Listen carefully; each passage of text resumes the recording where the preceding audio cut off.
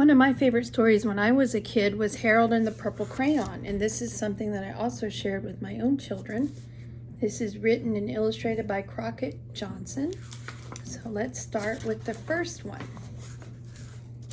You see him? There's Harold and his purple crayon.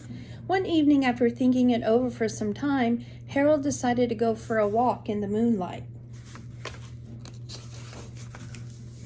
There wasn't any moon, and Harold needed moon for a walk in the moonlight, and he needed something to walk on.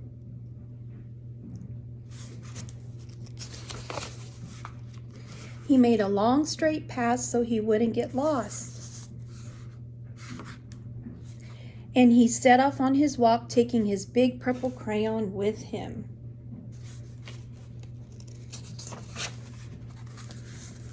But he didn't seem to be getting anywhere on the long straight path. So he left the path for a shortcut across a field, and the moon went with him.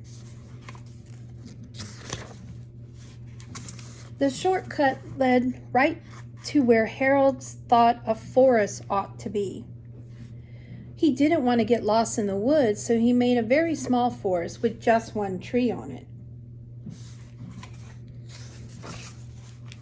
It turned out to be an apple tree. The apples would be very tasty, Harold thought, when they got red. So he put a frightening dragon under the tree to guard the apples. It was a terribly frightening dragon. It even frightened Harold. He backed away. His hand holding the purple crayon shook. Suddenly, he realized what was happening. But by then, Harold was over his head in an ocean.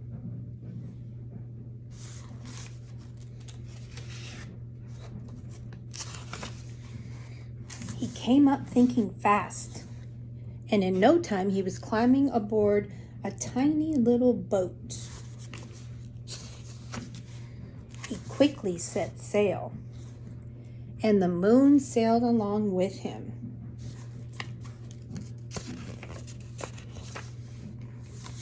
After he had sailed long enough, Harold made land without much trouble. He stepped ashore on the beach, wondering where he was. The sandy beach reminded Harold of picnics, and the thought of picnics made him hungry. So he laid out a nice, simple picnic lunch. There was nothing but pie, but there were all 9 kinds of pie that Harold liked best. When Harold finished his picnic, there was quite a lot left. He hated to see so much delicious pie to go to waste. So Harold left a very hungry moose and deserving porcupine to finish it up. And off he went looking for a hill to climb to see where he was. Harold knew that the higher up he went, the farther he could see, so he decided to make a hill into a mountain. If he went high enough, he thought he could see the window of his bedroom. He was tired, and he felt he ought to be getting to bed.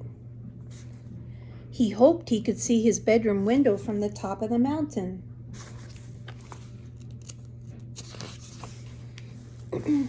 But as he looked down on the other side, he slipped. And there wasn't any other side of the mountain, so he was falling into thin air. Oh no, Harold. But luckily, he kept his wits and his purple crayon. And he made a balloon and he grabbed onto it. And he made a basket under the balloon, enough to stand in.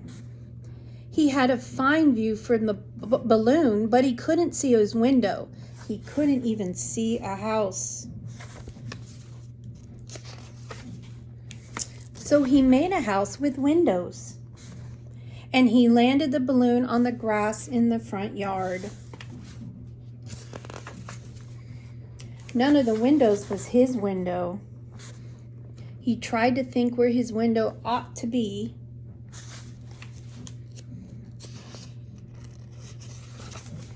He made some more windows. He made a big building full of windows. He made lots of buildings full of windows. He made a whole city full of windows. But none of the windows was his window. He couldn't think of where it might be. He decided to ask a policeman. Oops. The policeman pointed the way Harold was going anyway, but Harold thanked him. And he walked along with the moon, wishing he was in his room and in bed. Then suddenly Harold remembered.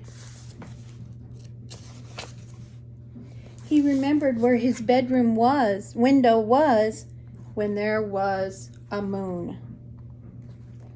It was always right around the moon.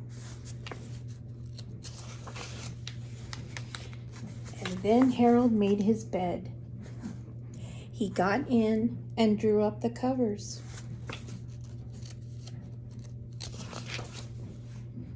The purple crayon dropped on the floor and Harold dropped off to sleep. The end.